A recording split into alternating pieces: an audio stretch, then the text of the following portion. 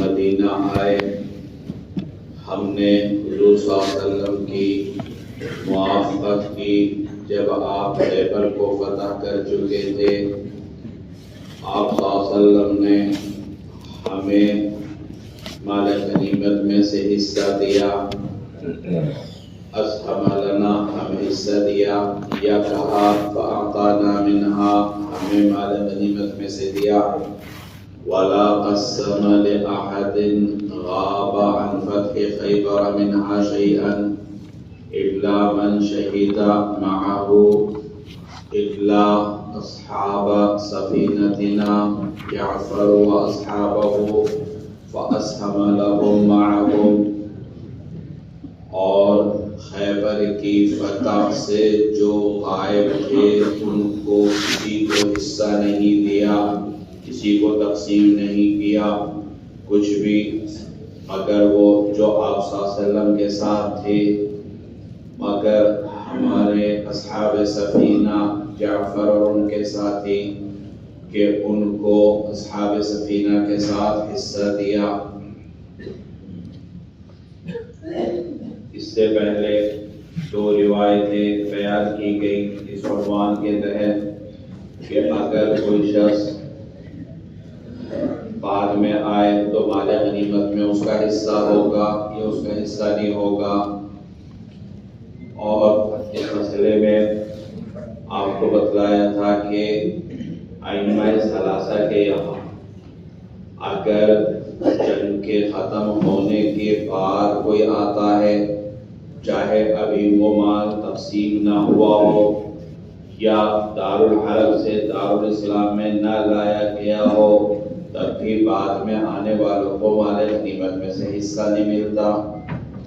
امام ابو حنیفہ کے یہاں اگر احراز پایا گیا، یعنی دارالحرب سے مال غنیمت دارالاسلام منتقل کر دیا گیا یا تقسیم کر دیا گیا مجاہدین کے درمیان، اب اگر کوئی آتا ہے اس کا تو حصہ نہیں ہوتا، لیکن اگر مال غنیمت تقسیم نہیں ہوا اور احراز بھی نہیں پایا گیا تو اس صورت میں بعد میں آنے والوں کا حصہ ہوتا ہے۔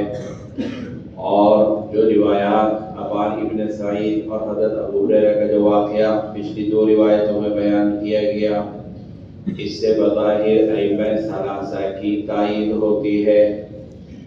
امام ابو حنیفہ علیہ رحمہ کے مسلک کے بظاہر یہ خلاف معلوم ہوتی ہے، لیکن امام ابو حنیفہ فرماتے ہیں کہ پچھلی دو روایتوں میں عبان ابن سعید کا آنا ہو یا حضرت ابو ہریرہ کا آنا ہو، یہ جو کہ خیبر میں ہوا جنگ کے ختم ہونے کے بعد، اور خیبر جو کہ پورا فتح ہو چکا تھا تو فتح ہونے کے بعد وہ دارالاسلام کے حکم میں ہو گئی، اور دارالاسلام کے حکم میں ہونے کی وجہ سے گویا احراز پایا گیا، تو ان کا آنا احراز کے بعد ہے، اور احراز کے بعد آنے والوں کا مال غنیمت میں سے حصہ نہیں ہوتا۔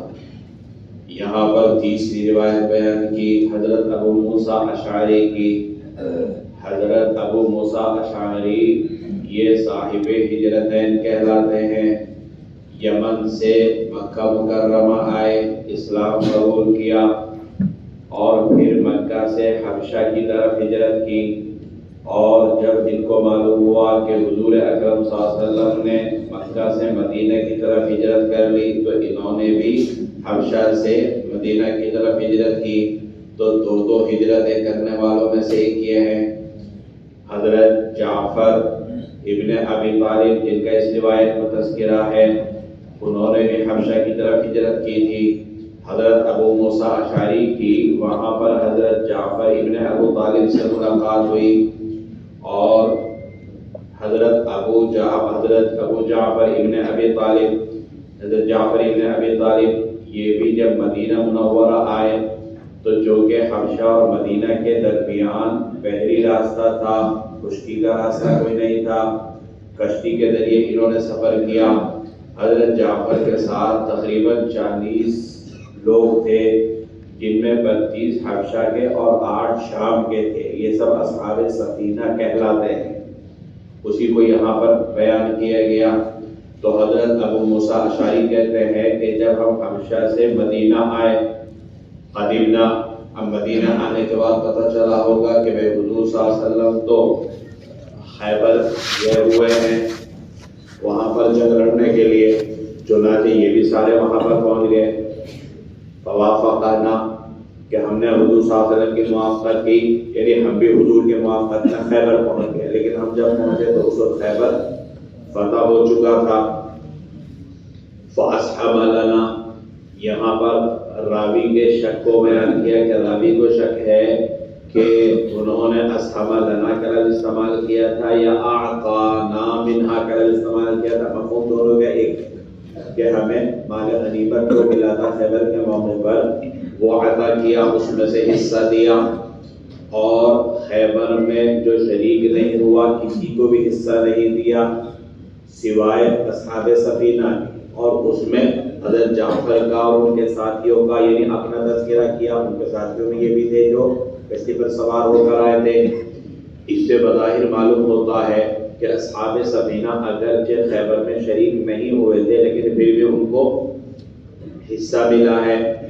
یہاں پر اصحاب سفینہ کو حصہ ملنے سے گویا حنفیہ کے مذہب کی تائید ہو جاتی ہے، جو کہتے ہیں کہ جب کہ جنگ کے ختم ہونے کے بعد احراز سے پہلے اگر کوئی آئے گا تو اس کو مال غنیمت میں سے حصہ ملے گا، لیکن اس سے پہلے اوپر کی دو روایتوں کا حنفیہ نے جو جواب دیا تھا کہ خیبر فتح ہونے کے بعد دارالاسلام کے حکم میں ہو گیا، تو اسی وجہ سے عبار بن سعید اور حضرت ابو ہریرہ کو حصہ نہیں ملا، تو اس جواب کے بعد تو پھر یہ اصحاب سفینہ کا جواب دیا ہے یہ حنفیہ کے مسلک کے موافق نہیں رہا۔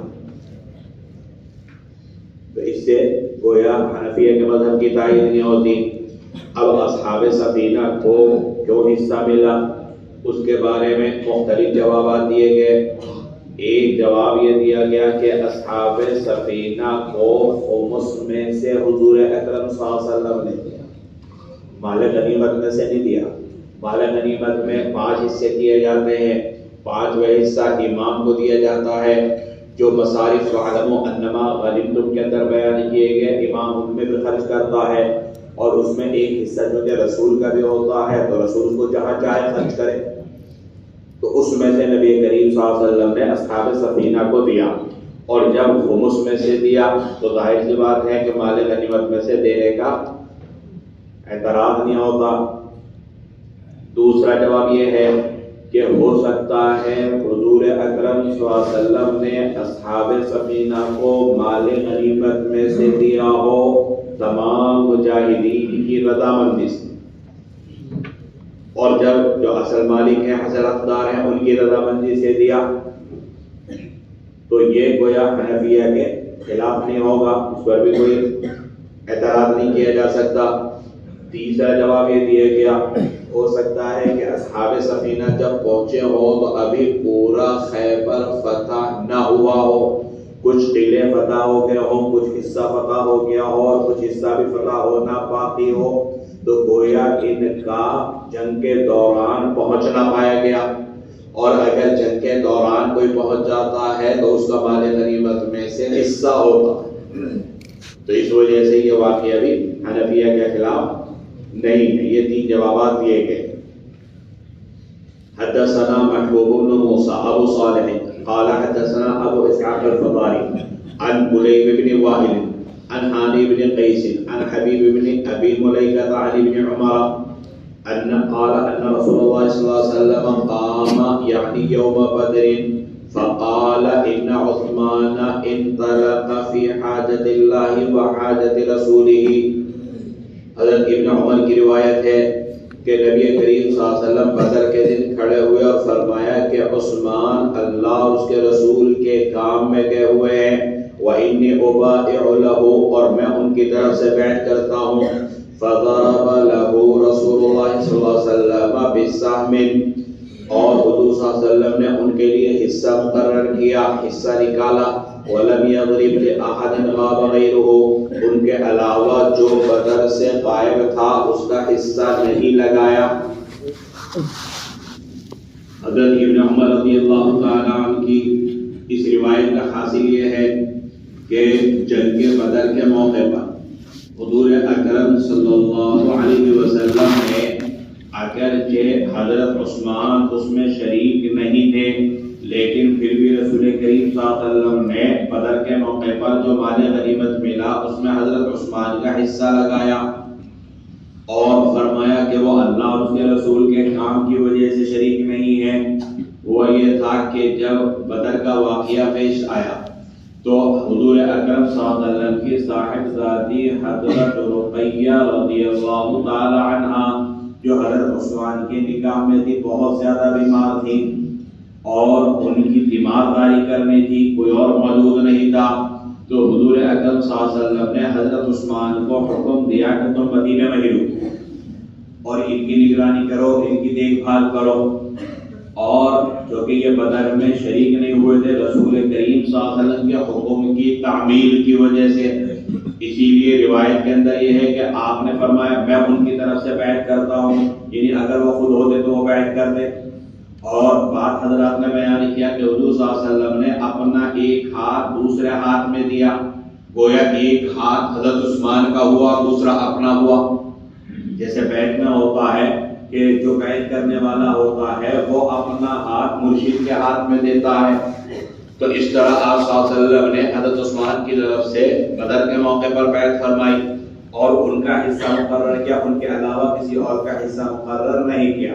غرض یہ کہ حضرت عثمان کے علاوہ کسی اور کا حصہ مقرر نہ کرنا، لم یضرب لأحد غاب غیرہ، یا اسی طریقے سے اوپر والی روایت میں کہ حضور اکرم صلی اللہ علیہ وسلم نے لا قسم لأحد غاب عن فتح خیبر، اس سے ترجمۃ الباب ثابت ہو جاتا ہے، یہ روایت ترجمۃ الباب کے مطابق ہوتی ہے۔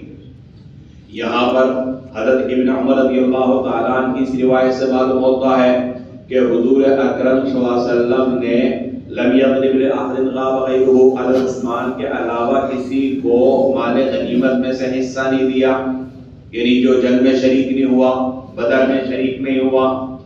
حالانکہ ان کے علاوہ اور بھی ایسے صحابہ کرام ہیں کہ جو بدر میں شریک نہیں تھے لیکن نبی کریم صلی اللہ علیہ وسلم نے ان کو حصہ دیا ہے۔ اور صاحب خمیس نے لکھا کہ وہ 8 صحابہ کرام ہیں۔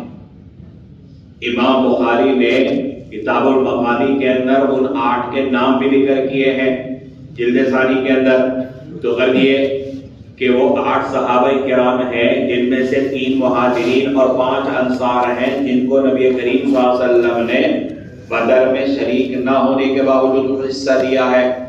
اس کی وجہ اصل میں یہ ہے کہ اگر کوئی شخص جنگ میں شریک نہ ہو لیکن امام نے اس کو کوئی دوسری ذمہ داری دے رکھی ہو تو پھر ایسے شخص کو بھی مال غنیمت میں سے حصہ دیا جاتا ہے۔ جیسے حضرت طلحہ رضی اللہ تعالی عنہ، حضرت سعید ابن زید، یہ بدر میں شریک نہیں ہوئے لیکن نبی کریم صلی اللہ علیہ وسلم نے ان کو مقرر کیا تھا کفار کے لشکر کی جاسوسی کے لیے کہ تمہارا کام یہ ہے کہ تم میدان سے باہر ان کے پرپل کی خبریں ہمیں پہنچا۔ تو بنفس نفسی یہ لڑائی میں شریک نہیں لیکن ان کا بھی حصہ لگایا۔ تو اسی طریقے سے حضرت عثمان رضی اللہ تعالی عنہ یہ اگرچہ لڑائی میں شریک نہیں تھے لیکن چونکہ حضور صلی اللہ علیہ وسلم کے حکم سے ہی رکے ہوئے تھے تو اس وجہ سے ان کا بھی حصہ لگایا گیا۔ تو اگر یہ کہ اگر کسی مصلحت کی وجہ سے امام کسی شخص کو کسی دوسرے کام کے اوپر مامور کر دے اور اس امام کی اطاعت کی وجہ سے وہ جنگ میں شریک نہ ہو تو وہ شریک ہونے والوں کے ہی حکم میں ہوتا ہے اور اس کو مال غنیمت میں سے حصہ ملتا ہے۔ اس روایت کے اندر بیان کیا وَإِنِّي أُبَايِعُ لَهُ کہ حضور صلی اللہ علیہ وسلم نے فرمایا کہ میں حضرت عثمان کی طرف سے بیعت کرتا ہوں۔ یہاں پر غالباً راوی کو وہم ہوا، ورنہ بیعت جو ہوئی وہ حدیبیہ کے موقع پر ہوئی، بدر کے موقع پر کوئی بیعت نہیں ہوئی، یہ راوی کو وہم ہوا ہے۔ باب فی المرأة والعبد یعدیان من الغنیمت، عورت اور غلام کو مال غنیمت میں سے کچھ دینے کے بیان میں۔ حدثنا محبوب بن موسى ابو صالح حدثنا ابو اسحاق الفضاري عن زائدة عن الأعمش عن المختار بن سيفي عن يزيد بن هرمز قال كتب نجدة إلى ابن عباس يسأله كذا وكذا ذكر أشياء.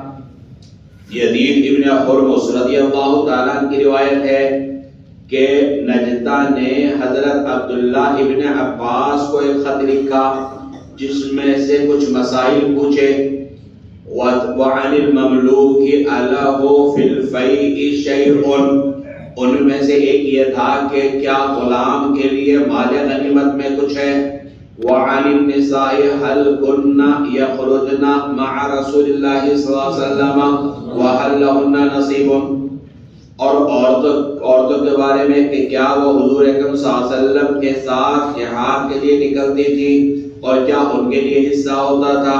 فقال ابن عباس لولا ان يأتي أعموقة ما كتبت إليه. حضرت عبداللہ ابن عباس نے فرمایا کہ اگر مجھے بے وقوفی کا خطرہ نہ ہوتا تو میں نجدہ کو جواب نہ لکھتا. اما الملوک فکان یحظا، رہے غلام تو ان کو کچھ دیا جاتا تھا. واما النساء فکن یطاوین الجرح ویسقین الماء، رہی عورتیں تو وہ زخمیوں کو دوا ان کا علاج کرتی اور پانی پلاتی. اگر عورت جنگ کے اندر شریک ہو جائے یا غلام شریک ہو جائے تو آیا اس کو مال غنیمت میں حصہ ملے گا یا مال غنیمت میں حصہ نہیں ملے گا؟ اس باب کو ابو داؤد نے یہاں پر قائم کیا اور اس میں یزید ابن ہرمز کی روایت بیان کی. یزید ابن ہرمز کہتے ہیں کہ نجدہ ابن عامر حروری جو خوارج کا سردار تھا اور 66 ہجری میں یہ اپنے کچھ لوگوں کو لے کر بحرین کی طرف چلا گیا تھا. اس کے ماننے والے اس کو امیر المؤمنین کہتے تھے. عبداللہ ابن زبیر کے زمانے میں اس کو قتل کر دیا گیا تھا کہ ایسا نہ ہو کہ یہ اور مسلمانوں کو گمراہی کے اندر مبتلا کر دے. اس نجدہ نے حضرت عبداللہ ابن عباس کو ایک خط لکھا جس میں 5 سوالات کیے گئے تھے اور یہ تھا کہ آپ ان کے جوابات لکھیے. ایک سوال تو یہ تھا کہ کیا حضور کے زمانے میں عورتیں جہاد میں جایا کرتی تھی. دوسرا سوال یہ تھا کہ کیا ان کو مال غنیمت میں حصہ ملتا تھا. تیسرا سوال یہ تھا کہ کیا بچوں کو جہاد میں قتل کیا جاتا تھا. چوتھا سوال یہ تھا کہ کیا اگر غلام جہاد میں شریک ہو اس کو بھی حصہ ملتا تھا یا نہیں. اور 5واں سوال یہ تھا کہ خمس کیسے خرچ کیا جاتا تھا. مال غنیمت کا 5واں حصہ حضور صلی اللہ علیہ وسلم کیسے خرچ کرتے تھے, کہاں خرچ کرتے تھے, اس کا مصرف کیا تھا. یہ 5 سوالات تھے. حضرت عبداللہ ابن عباس رضی اللہ تعالیٰ فرماتے ہیں کہ اگر مجھے اس سے بے وقوفی کا خطرہ نہ ہوتا تو میں اس کے خط کا جواب ہی نہ دے. گویا اس کے فسق کی وجہ سے اس سے نفرت کا اظہار ہے کہ وہ اس لائق ہی نہیں اس کی طرف متوجہ ہوا جائے. لیکن چونکہ وہ لوگوں کو گمراہی میں مبتلا کر سکتا ہے اگر ان باتوں کا صحیح جواب نہ دیا جائے, غلط سلط مسائل بتلائے گا, لوگ گمراہی میں مبتلا ہوں گے. اس وجہ سے حضرت عبداللہ ابن عباس نے اس کا خط کا جواب لکھا. اور اگلی روایت میں آ رہا ہے کہ خط کا جواب براہ راست حضرت عبداللہ ابن عباس نے نہیں لکھا بلکہ یزید ابن ہرمز نے لکھا تھا, کیونکہ جس زمانے میں یہ خط لکھا گیا اس وقت حضرت عبداللہ ابن عباس کی بینائی میں کمزوری آ گئی. غرض یہ کہ انہوں نے ہر سوال کا جواب دیا. اس کا سوال تھا کہ کیا عورتیں جہاد میں جاتی تھی, تو جواب دیا کہ ہاں جایا کرتی تھی لیکن لڑنے کے لیے نہیں بلکہ جو مسلمان زخمی ہو جائیں ان کا علاج معالجہ کرنے کے, ان کے لیے پانی پلانے اور ان کو ہتھیار وغیرہ دینے کے لیے, تیر اٹھا کر دینے کے لیے, اس وجہ سے جایا کرتی تھی. اور ان کو کچھ دیا جاتا تھا, ان کو کچھ دیا جاتا تھا. یہاں پر ایک لفظ استعمال کیا جائے گا یحظا, حزوا حصے کو نہیں کہا جاتا بلکہ تلقین کے لیے، رغبت کے لیے یا خوش کرنے کے لیے کچھ دے دینا. اور ایک لفظ اور استعمال ہوگا آگے روایت میں رزقن، یرزق کا لفظ آئے گا. رزقن اس کے معنی میں کچھ دینے کے آتا ہے. جیسے کہ اگلی روایت میں آئے گا کہ پوچھا کہ کیا ملا تو کہنے لگے 2-4 کھجوریں. تو تھوڑا بہت سامان، تو حصہ تو وہ ہوتا ہے جتنا بھی ہر مجاہد کے اجتماع کو بھی ملنا چاہیے، تو پورا نہیں دیا جاتا بلکہ تھوڑا بہت دیا جاتا ہے. تو اس کا ایک سوال تھا کہ کیا وہ جہاد میں جاتے تھے؟ ہاں جاتے تھے، لیکن وہ لڑنے کے لیے نہیں بلکہ زخمیوں کا دوا وغیرہ علاج معالجہ اس مقصد کے لیے جایا کرتے تھے. اور ان کو مال غنیمت میں سے حصہ نہیں ملتا تھا، لیکن ہاں کچھ دیا جاتا اور بچوں کو قتل نہیں کیا جاتا. تیسرا سوال یہ تھا غلام کے بارے میں سوال تھا کہ غلام کو بھی جو ہے حصے کے طور پر کچھ نہیں دیا جاتا. لیکن امام ابو حنیفہ کے یہاں اگر غلام بغیر آقا کی اجازت کی شریک ہوا تو اس کو مال غنیمت میں سے حصہ نہیں ملے گا. ہاں تھوڑا بہت کچھ دے کر خوش کر دیا جائے گا، لیکن اگر وہ آقا کی اجازت سے شریک ہو، عبد معذور ہو، تو پھر آزاد کے مالک تھے، اب حصہ ملے گا. تو یہاں اب سے مراد ہے عبد غیر معذور کہ اس کو حصہ نہیں ملے گا. اور اسی طریقے سے 5واں سوال تھا مال غنیمت کے خمس کے بارے میں. اس کو بھی حضرت عبداللہ بن عباس نے تفصیل کے ساتھ، جہاں روایت تفصیل کے ساتھ ہے وہاں پر اس کو بیان کیا. یہاں پر جو کہ روایت کا بس وہی حصہ ہے کہ جو ترجمہ الباب کے مطابق ہے، پوری روایت کو یہاں پر بیان نہیں کیا گیا. غرض یہ کہ اس سے معلوم ہوتا ہے کہ عورتیں اگر شریک ہو تو ان کو بھی مال غنیمت میں سے حصے دار کے طور پر حصہ نہیں ملے گا. غلام کو بھی حصے دار کے طور پر حصہ نہیں ملے گا. ہاں دل خوش کرنے کے لیے تھوڑا بہت اس کو دے دیا جائے. حدثنا محمد بن يحيى بن فارس حدثنا احمد بن خالد يعني الوابي قال حدثنا ابن اسحاق عن ابي جعفر والزهري عن يزيد بن هرمز قال كتب نجدة الحروري الى ابن عباس يسأله عن النساء هل كنا يشهدن الحرب مع رسول الله صلى الله عليه وسلم وهل كان يضرب لهن بسهم. یزید ابن ہرمز کی روایت ہے کہ نجدہ حروری نے ابن عباس کو خط لکھا جس میں عورتوں کے بارے میں پوچھا گیا کہ کیا وہ حضور صلی اللہ علیہ وسلم کے ساتھ جنگ میں شریک ہوتی تھی اور کیا ان کے لیے حصہ مقرر کیا جاتا تھا. فانا كتبت، یہ وہ روایت جس کا میں نے بھی حوالہ دیا تھا. حضرت یزید ابن ہرمز کہتے ہیں فانا كتبت کتاب ابن عباس الى نجدہ، ابن عباس کا جو خط نجدہ کے نام تھا وہ میں نے لکھا. اور جو لکھا اس کی وجہ اکثر بیان کر دی کہ حضرت عبداللہ بن عباس کی اس زمانے میں بینائی کمزور ہو گئی تھی.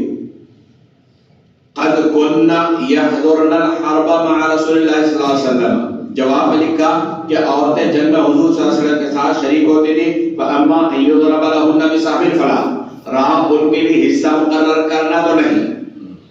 وقد كان يرزق لهن، اور ان کے لیے کچھ دیا جاتا تھا. یہاں پر رزق کا لفظ ہے اور اوپر والی روایت میں یحزا کا لفظ ہے. حزوا اور رزق یہ آتے ہیں کچھ دینے کے. جیسے کہا جائے رزق لہو فلان، اس نے فلاں کو کچھ دیا، تھوڑا دیا. تو یہاں پر حصہ دینا مراد نہیں. حدثنا ابراہیم بن سعید وغیرہ قال اخبرنا زید يعني ابن الحبابي حدثنا رافع بن سلمة بن زياد قال حدثني حشرج بن زياد عن جدته ام ابي انها خرجت مع رسول الله صلى الله عليه وسلم في غزوة خيبر سادسة في نسوة. حشرج ابن زیاد اپنی دادی سے، ام ابی باپ کی ماں سے، کیونکہ جدہ کا اطلاق نانی پر بھی ہوتا ہے، اس نے وضاحت کر دی کہ اپنی دادی سے روایت کرتے ہیں کہ وہ نکلی حضور صلی اللہ علیہ وسلم کے ساتھ غزوہ خیبر میں 6 عورتوں کے ساتھ. فبلغ رسول اللہ صلی اللہ علیہ وسلم، حضور صلی اللہ علیہ وسلم کو اس کے بارے میں پتہ چلا. فبعث الینا فجئنا، حضور صلی اللہ علیہ وسلم نے ہمیں بلا بھیجا، چنانچہ ہم آئیں. فرأینا فیہ الغضب، ہم نے دیکھا کہ حضور صلی اللہ علیہ وسلم کو غصہ آ رہا ہے. فقال مع من خرجتن فَبِإِذْنِ مَنْ خَرَجْتُنَّ، حضور صلی اللہ علیہ وسلم نے فرمایا کہ تم کس کے ساتھ اور کس کی اجازت سے نکلی؟ فَقُلْنَا يَا رَسُولَ اللَّهِ خَرَجْنَا نَغْزِلُ الشَّعْبَ وَنُعِينَ بِهِ فِي سَبِيلِ اللَّهِ وَمَعَنَا دَوَاءً لِلْجَرْحَى وَنُنَاوِلُ السِّهَامَ وَنَسْقِي السَّبِيلَ۔ کہنے لگی اے اللہ کے رسول ہم اس وجہ سے نکلی کہ ہم بال کاٹتی ہیں اور اس کے ذریعے ہم اللہ کے راستے میں مدد کرتی ہیں، اور ہمارے پاس زخمیوں کے لیے دوا ہے، ہم تیر اٹھاتی ہیں اور ہم ستو کو پلاتی ہیں۔ فقال قلنا، حضور صلی اللہ علیہ وسلم ٹھیک ہے ٹھہر جاؤ، رہو یہیں پر، حتی اذا فتح اللہ علیہ خیبر اسہم لنا کما اسہم للرجال۔ یہ ام زیاد کہتی ہیں جب اللہ نے خیبر کو فتح کیا تو ہمارے لیے ایسے ہی حصہ لگایا جیسے مردوں کے لیے حصہ لگایا۔ قال فقلت لها یا جدہ، حشرت کہتے ہیں میں نے کہا دادی کہ وہ کیا تھا؟ ما کان ذالک، قالت تمرا، کہنے لگی کھجورے۔ اگر عورت یا غلام جنگ کے اندر شریک ہو تو آیا اس کو مال غنیمت میں حصہ ملے گا یا نہیں ملے گا؟ جمہور تو اس بات کے قائل ہے کہ ان کو حصہ نہیں ملے گا، کیونکہ مال غنیمت کے حصے کا حقدار ہونے کے لیے ذکورت بھی شرط ہے اور حریت بھی شرط ہے، مرد ہو اور آزاد ہو، لہذا نہ عورت کو ملے گا اور نہ غلام کو ملے گا۔ امام اوزاعی فرماتے ہیں کہ عورت کو مال غنیمت میں حصہ ملے گا، اور وہ اس روایت سے استدلال کرتے ہیں، اس روایت میں ہے حتی اذا فتح اللہ علیہ خیبر اسہم لنا کما اسہم للرجال، ہم ایسا ہی حصہ دیا جیسے مردوں کو۔ تو ظاہری الفاظ سے معلوم ہوتا ہے کہ عورت کو بھی حصہ ملے گا۔ امام اوزاعی نے اسی سے استدلال کیا ہے، اور حسن ابن صالح وہ کہتے ہیں کہ غلام کو حصہ ملے گا، لیکن جمہور کہتے ہیں کہ غنیمت میں حصہ ہونے کے لیے مرد ہونا بھی شرط ہے اور آزاد ہونا بھی شرط ہے۔ رہی یہ روایت، اس روایت سے استدلال کرنا درست نہیں ہے، کیوں؟ اس لیے کہ یہ روایت ضعیف ہے۔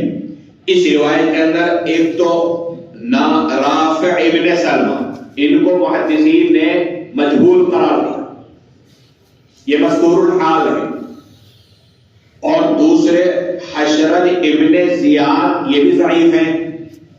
تیسرے یہ کہ رافع ابن سلمہ یہ حشرت ابن زیاد سے روایت کرتے ہیں، ان کے علاوہ کوئی اور روایت نہیں کرتا، تو اس اعتبار سے بھی یہ روایت ضعیف ہے، اور ضعیف روایت قابل استدلال نہیں ہوتی۔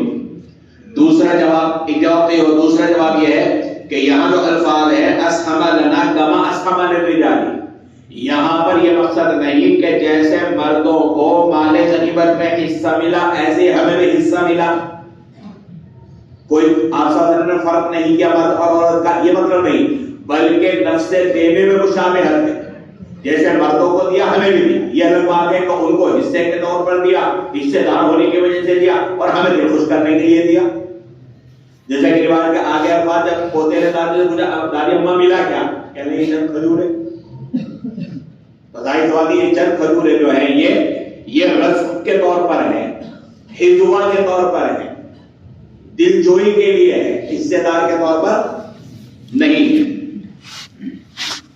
حدثنا احمد بن حنبل حدثنا بشر يعني ابن المفضل عن محمد بن زيد قال حدثني عمير مولى ابي اللعبي قال شهدت خيبر مع سادتي فكلموا في رسول الله صلى الله عليه وسلم فامر بي فقلت سيفا فاذا انا اجره فاخبر اني مملوك فامرني بشيء من خرفي المتاع۔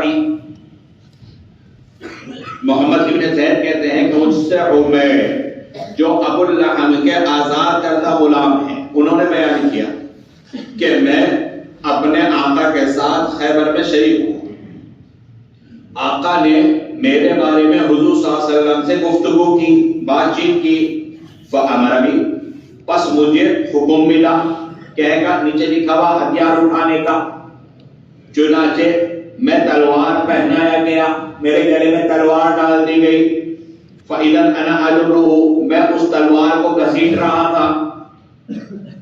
حضور صلی اللہ علیہ وسلم کو بتلایا گیا کہ میں غلام ہوں، تو حضور صلی اللہ علیہ وسلم نے میرے بارے میں گھریلو سامان میں سے کچھ دینے کا حکم کیا۔ غرفۂ متاع البیت، گھریلو سامان، کوئی چمچ، کوئی ڈونگا، کوئی پلیٹ مجھے دے دی، پورا حصہ نہیں دیا۔ یہ عمیر جو ہے جس وقت غزوہ خیبر میں یہ شریک ہوئے، اس وقت یہ غلام تھے، اور انہیں کے آقا کا نام یہاں پر لکھا ابو اللحم، یہ ان کا لقب ہے، ابو اللحم، یہ کیا ہے ان کا؟ ابو اللحم، گوشت کا انکار کرنے والا۔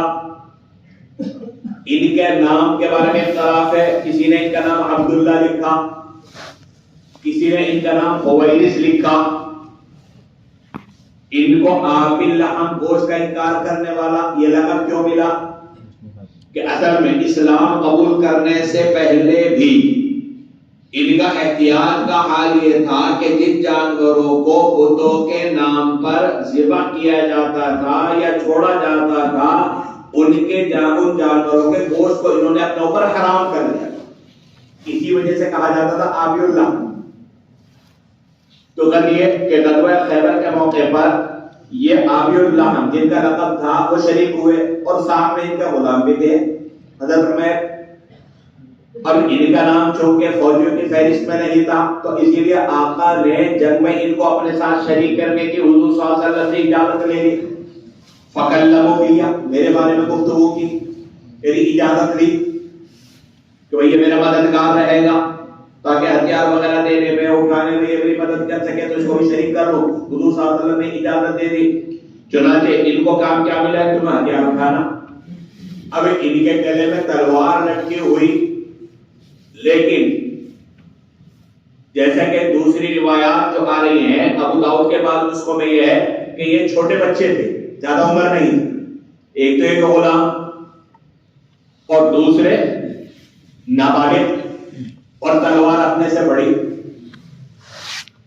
تو اب تلوار جو ہے وہ جب جتنے خود رہی اتنی بڑی تلوار، تو تلوار تو زمین پہ گھسیٹتی ہوئی جائے گی، اسی کو بیان کیا فَإِذًا أَنَا أَجُرُّهُ، اگر یہ کہ جب جنگ مکمل ہوگی، اب مال غنیمت بٹنے کا نمبر آیا، تو حضور صلی اللہ علیہ وسلم کو بتلایا کہ یہ عمیر جو ہے غلام ہے، تو اسی لیے حضور صلی اللہ علیہ وسلم نے ان کا حصہ نہیں لگایا، بلکہ ان کو کچھ سامان دے دیا،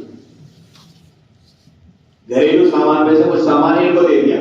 اس سے بھی ترجمہ الباب ثابت ہو جاتا ہے کہ غلام اگر شریک ہوتا ہے تو اس کو مال غنیمت میں حصہ نہیں ملے گا۔ لیکن یہاں پر ایک سوال کا ہمیں پیدا ہوتا ہے کہ جب یہ اپنے آقا کے کہنے کے بعد حضور کی اجازت سے جنگ میں شریک ہوئے، تو یہ عبد معذور ہوئے، اور عبد معذور کا حنفیہ کے یہاں حصہ ہوتا ہے، کیونکہ عبد معذور حنفی کے یہاں آزاد کے معنی ہے، اور جیسے آزاد کا حصہ ہوتا ہے تو عبد معذور کا بھی حصہ ہوتا ہے، تو ان کا حصہ کیوں نہیں؟ تو اس کا جواب دیا جائے گا کہ ابو داؤد کے بعد نسخوں میں یہ ہے کہ ان کو حصہ اس لیے نہیں ملا کیونکہ یہ بچے تھے۔ اس نسخے میں تو وضاحت نہیں، لیکن دوسرے نسخوں میں اعلیٰ ابو داؤد کے ذریعے وضاحت ہے، ابو داؤد نے وضاحت کی ہے کیونکہ یہ بچے تھے جن کو مال غنیمت میں حصہ نہیں ملا، تو غلطی ہے کہ اس سے ترجمہ الباب ثابت ہو جاتا ہے۔ اب یہ جو عورت کو یا غلام کو تھوڑا بہت دیا جائے گا، جس کو ہندوا یا رسول کہا جاتا ہے، یہ کہنے سے دیا جائے گا۔ امام مالک فرماتے ہیں کہ خمس میں سے دیا جائے گا، جو مال غنیمت میں خمس نکالا جائے گا، 5 پیسہ اس میں سے دیا جائے گا۔ امام شافعی کہتے ہیں کہ اس خمس کے بھی خمس 5 حصے کیے جائیں گے، خمس الخمس سے دیا جائے گا۔ امام ابو حنیفہ کہتے ہیں کہ مال غنیمت میں سے دیا جائے گا، اور امام احمد ایک روایت کے مطابق امام شافعی کے ساتھ اور ایک روایت کے مطابق ابا میاں کے ساتھ۔ ابا میاں کون؟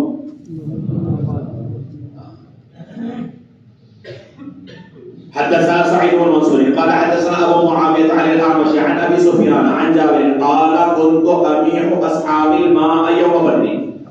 حضرت جابر کی روایت ہے، فرماتے ہیں کہ میں بدر کے دن اپنے ساتھیوں کو پانی پلاتا تھا. حضرت جابر کہتے ہیں کہ میں بدر کے دن اپنے ساتھیوں کو پانی پلاتا تھا. اس کے لیے یہاں پر امیحو کا لفظ استعمال کیا. امیحو اس کا مطلب ہے پانی بھرنے کے لیے کنویں میں اترنا. پانی بھرنے کے لیے کنویں میں اترنا. ماء الماء پانی بھرنا. ماء اصحابہ اپنے ساتھیوں کو پانی پلانا. یہاں پر امیح اصحاب الماء مقصد یہ ہے کہ حضرت جابر جبکہ یہ واقعہ بیان کر رہے ہیں تو اس موقع پر بدر کے موقع پر حضرت جابر چھوٹے بچے تھے اور یہ پانی بھرتے تھے کس طریقے پر کہ ان کو ڈول میں بٹھا کر کنویں کے اندر اتار دیا جاتا تھا. چھوٹا بچہ ہے اور پھر وہ نیچے جانے کے بعد چونکہ پانی ایسا بھی نہیں کہ ہمارے یہاں کی طرح کنویں کے اندر پانی بھرا ہوا ہو،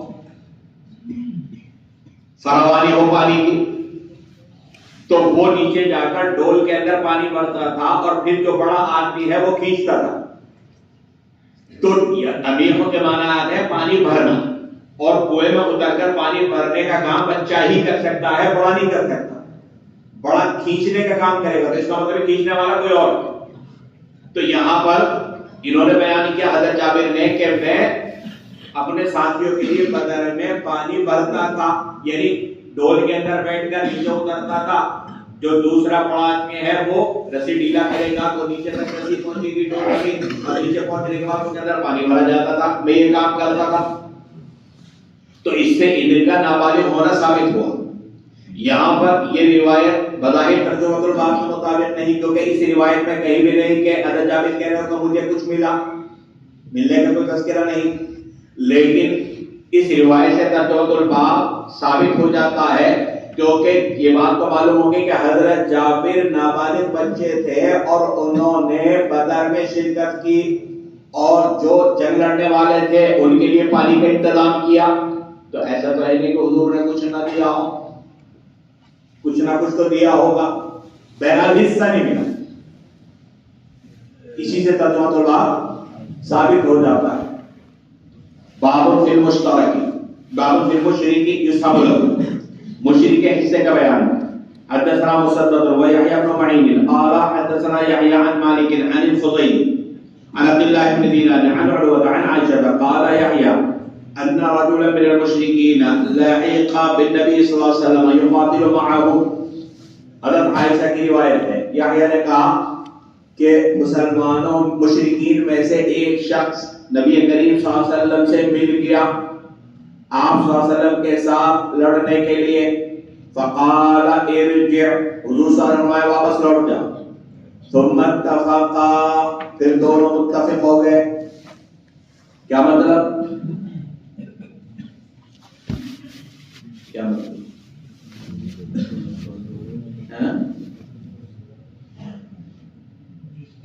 سند میں دیکھیں آپ، امام ابو داؤد کے دو استاد ہیں، ایک ہے مسدد اور ایک ہے یحییٰ. دو استاد ہیں. روایت ہے حضرت عائشہ کی، لیکن روایت کے شروع کے الفاظ ہیں یحییٰ کے. قال یحییٰ سے اس کو بیان. یحییٰ کی روایت کے الفاظ ہیں ان رجلا من المشرکین لحق بالنبی صلی اللہ علیہ وسلم یقاتل معه. یہاں تک کہ الفاظ ہے یحییٰ کے. اور اب آگے کے جو الفاظ ہیں فقال انا لا نستعین بمشرک، تو اس پر دونوں متفق ہو گئے.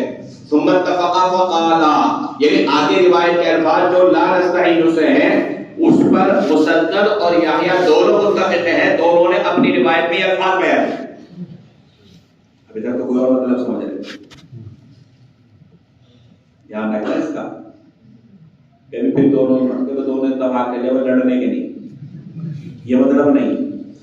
بلکہ اس سے پہلے کی جو عبارت ہے ارجع تک یہ ہے امام ابو داؤد کے استاد یحییٰ ابن معین ان کی روایت کے الفاظ ہیں، اور آگے لا نستعین بمشرکین یہ الفاظ دونوں کی روایت میں، تو اس کا مطلب ہے کہ اس سے پہلے روایت میں جو الفاظ ہیں اس میں الفاظ کا اختلاف ہے، مسدد کی روایت کے الفاظ کچھ اور ہیں اور یحییٰ ابن معین کی روایت کا کچھ اور ہے، مفہوم ایک ہی ہے لیکن الفاظ کا فرق ہے، اس کو یہاں پر بیان کیا۔ پھر دونوں یعنی ابو داؤد کے دونوں استاد نے متفقہ طور پر کہا کہ حضور صلی اللہ علیہ وسلم نے کیا فرمایا، انا لا نستعین بالمشرکین، ہم کسی مشرک کی مدد نہیں لیتے۔ یہاں پر غزوہ بدر کا واقعہ بیان کہ جب حضور صلی اللہ علیہ وسلم مدینہ سے نکلے بدر کی طرف تو ایک مقام ہے مقام وبرا، وہاں پر پہنچے تو ایک مشرک وہ بھی مسلمانوں کے ساتھ مل گیا کہ میں بھی تمہارے ساتھ مل کر لڑوں گا مشرکین مکہ کے مقابلے میں، اگرچہ خود بھی مشرک تھا لیکن مسلمانوں کے ساتھ مل کر لڑنے کے لیے آ گیا، اور یہ لڑائی میں بڑا مشہور و معروف تھا، بڑا بہادر، اب مسلمان جو تعداد میں بھی کم، وسائل کے اعتبار سے بھی کم، اب ان کو لگا بھائی اتنا بڑا جنگجو لڑاکو ہمارے ساتھ آ گیا تو وہ خوش ہونے لگے۔ لیکن جب یہ حضور صلی اللہ علیہ وسلم کے پاس آیا تو حضور صلی اللہ علیہ وسلم نے پوچھا تو اللہ اس کے رسول پر ایمان رکھتا ہے؟ کہنے لگا نہیں، کہنے لگے ارجع لوٹ جا، انا لا نستعین بالمشرکین، ہمیں کسی مشرک کی مدد نہیں چاہیے۔ حضور صلی اللہ علیہ وسلم آگے بڑھے، مقام شجرہ پہنچے، پھر آگے آئے، پیچھے پیچھے لگا تھا، کہنے لگے میں آپ کے ساتھ مل کر لڑوں گا۔ حضور نے پھر وہی سوال کیا صلی اللہ علیہ وسلم کہ کیا تو اللہ اس کے رسول پر ایمان رکھتا ہے؟ کہنے لگے نہیں، کہنے لگے واپس لوٹ جائے، ہم کسی مشرک کی مدد نہیں لیتے۔ لیکن یہ ساتھ لگا رہا، جب مقام بیضا میں حضور صلی اللہ علیہ وسلم پہنچے اور پھر کہنے لگا میں آپ کے ساتھ مل کر لڑنا چاہتا ہوں، تو آپ صلی اللہ علیہ وسلم نے پھر وہی سوال کیا کہ اللہ اس کے رسول پر ایمان رکھتا ہے؟ کہنے لگا ہاں، اللہ اس کے رسول پر ایمان رکھتا ہے۔ تو غرض یہ کہ یہاں پر باب قائم کیا کہ کیا مشرک کافر اگر مسلمانوں کے ساتھ جنگ میں شرکت کرے، ان کے ساتھ مل کر لڑے، تو آیا مال غنیمت میں اس کو حصہ ملے گا یا نہیں ملے گا؟ ابن منذر اور علامہ جوز جانی یہ دونوں کہتے ہیں کہ مشرک کو مال غنیمت میں حصہ نہیں ملے گا، اور جمہور کہتے ہیں کہ حصہ ملے گا اگر مسلمانوں کے ساتھ مل کر لڑتا ہے۔ یہ اختلاف اصل میں دوسرے اختلاف پر مبنی ہے، اور وہ یہ ہے کہ آیا کیا کفار سے مدد لینا جائز ہے یا جائز ہے؟ ابن منذر اور جوز جانی کہتے ہیں استعانت بالکفار جائز ہے، اور وہ انا لا نستعین بالمشرکین اس طرح کی اور بھی روایات ہیں، ان تمام روایات سے استدلال کرتے ہیں۔ اور دوسری وجہ یہ ہے کہ کافر ہے تو کافر، اس پر کیسے اعتماد کیا جا سکتا ہے؟ کیا پتہ کب دھوکہ دے جائے۔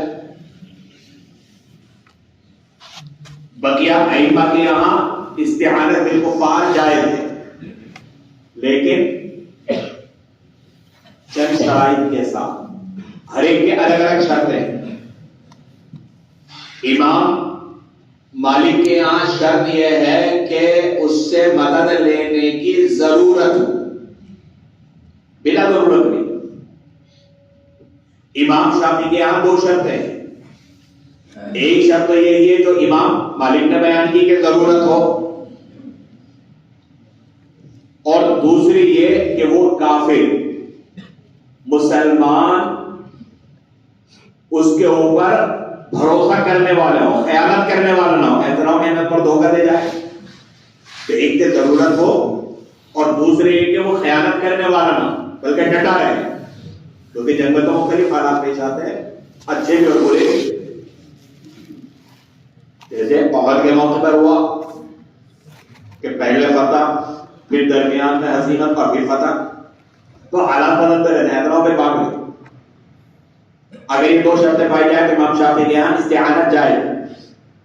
امام ابو حنیفہ کے یہاں شرط یہ ہے کہ وہ امام کا فرما بردار ہو۔ اگر امام داری کرے تب تو اس کی استعانت کا فائدہ ہے، اسے مدد لینے کا فائدہ ہے، ورنہ کوئی فائدہ نہیں۔ جو حضرات استعانت بالکفار کے عدم جواز کے قائل ہیں وہ اسی طرح کی روایات سے استدلال کرتے ہیں، اور جو حضرات جیسے کہ ائمہ اربعہ وہ استعانت بالکفار کے جواز کے قائل ہیں، بہت سی روایات سے معلوم ہوتا ہے جیسے غزوہ خیبر کے موقع پر نبی کریم صلی اللہ علیہ وسلم نے یہود سے مدد لی، یا اسی طریقے سے اور بھی دوسرے غزوات کے موقع پر یہود سے آپ صلی اللہ علیہ وسلم کا مدد لینا، صفوان ابن امیہ سے مدد لینا ثابت۔ تو اس کا مطلب یہ ہے کہ استعانت بالکفار جائز ہے جمہور کے نزدیک، لیکن ہر ایک نے اس کے لیے کچھ شرائط رکھی ہیں۔ رہ گئی یہ روایت، اس طرح کی روایات، تو اس کا جواب یہ ہے کہ یہ بدر کے موقع کی روایات ہیں، اور بدر کا جو واقعہ ہے وہ اسلام اور کفر کا، حق اور باطل کا سب سے پہلا معرکہ ہے، تو حضور اکرم صلی اللہ علیہ وسلم نہیں چاہتے تھے کہ حق اور باطل کے معرکے میں غیر مسلم کی ذرا سی بھی شرکت، تو اسی وجہ سے حضور اکرم صلی اللہ علیہ وسلم نے فرمایا انا لا نستعین بالمشرکین۔ اور یہ بھی ہو سکتا ہے کہ حضور صلی اللہ علیہ وسلم یہ چاہتے ہوں کہ جب اس کو بار بار لوٹاؤں گا اور دل چاہتا ہے یہ مسلمان ہو جائے، حرص ہو کہ یہ مسلمان ہو جائے، تو یہ بار بار لوٹانا تو اس میں جذبہ تو پیدا ہو ہی رہا تھا، تو یہ اس کے مسلمان ہونے کا ذریعہ بھی بن گیا۔ تو اس کی وجہ سے بھی نبی کریم صلی اللہ علیہ وسلم نے الفاظ ارشاد فرمائے۔